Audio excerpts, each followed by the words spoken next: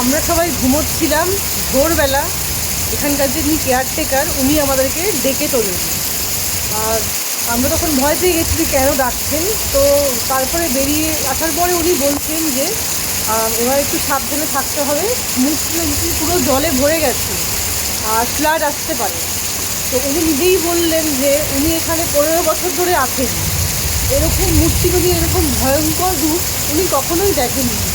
মানে আমরা যখন এসেছি কালকে তখনও বৃষ্টি হচ্ছিল, তারপরে সারা রাত প্রচণ্ড বৃষ্টি হয়েছে, বাজ পড়েছে।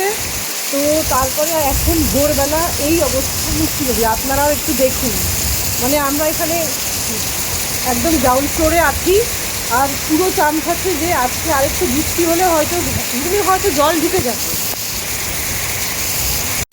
এখন ভোরবেলা, আর দেখুন এটা হচ্ছে মনালি রিসর্ট, একদম মূর্তি নদীর পাশে, যার জন্য এটি ট্যুরিস্টদের কাছে একটি আকর্ষণীয় জায়গা। কিন্তু আজকে এই আকর্ষণীয় জায়গায় এক ভয়ঙ্কর রূপে হয়তো পরিণত হয়েছে।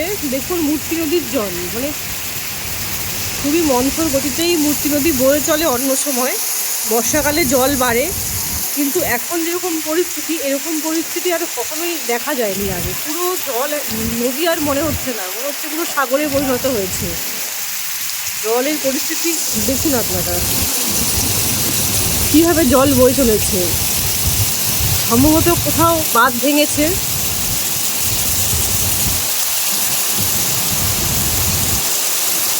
এক ভয়ঙ্কর রূপ। আমরা ভাবিনি যে আমরা এরকম পরিস্থিতির সম্মুখীন হব।